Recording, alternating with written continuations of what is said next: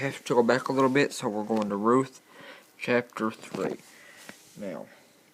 Then go to the threshing floor, but don't let Boaz see you until he has finished his meal. Be sure to notice where he lies down. This isn't the part I was referring to, by the way. Then go and uncover his feet and lie down there. He will tell you what to do.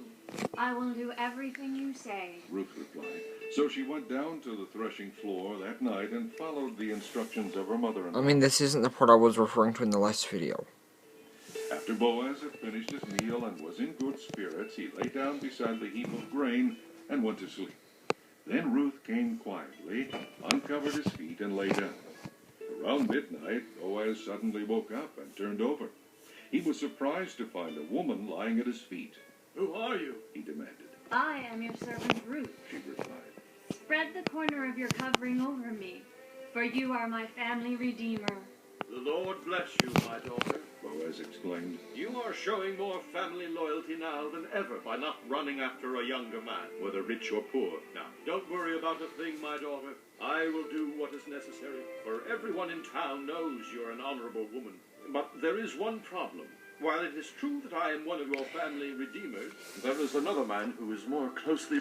Folks, I am sorry. I was wrong. This is the part I was referring to.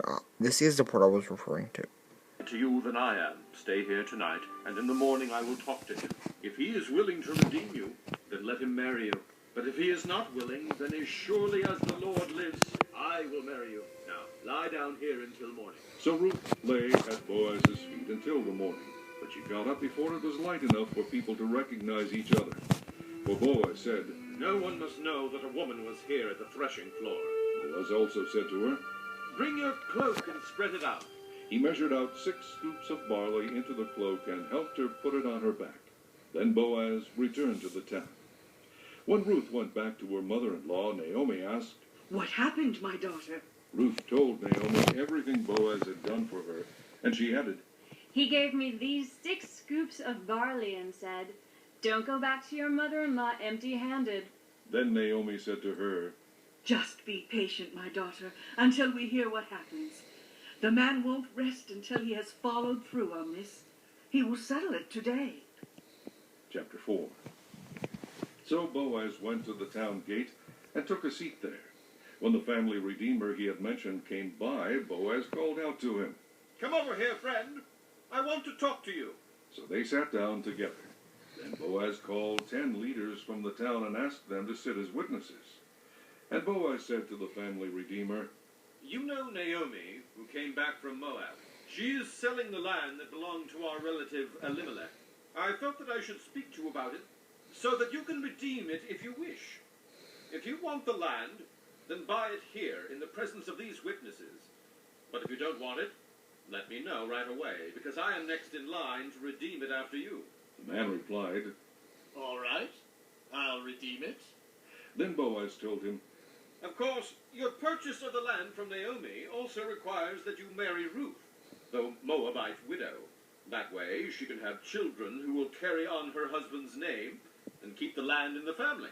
"Then I can't redeem it, the family redeemer replied. because this might endanger my own estate. You redeem the land. I cannot do it." In those days it was the custom in Israel for anyone transferring a right of purchase to remove his sandal and hand it to the other party. This publicly validated the transaction. So the other family redeemer drew off his sandal as he said to Boaz. "You buy the land." Then Boaz said to the leaders and to the crowd standing around, "You are witnesses that today I have bought from Naomi all the property of Elimelech, Kilion, and Mahlon, and with the land I have acquired Ruth, the Moabite widow of Mahlon, to be my wife. This way she can have a son to carry on the family name of her dead husband, and to inherit the family property here in his hometown. You are all witnesses today." Then the leaders and all the people standing there replied, "We are witnesses. May the Lord make the woman who is now coming into your home like Rachel and Leah, from whom..."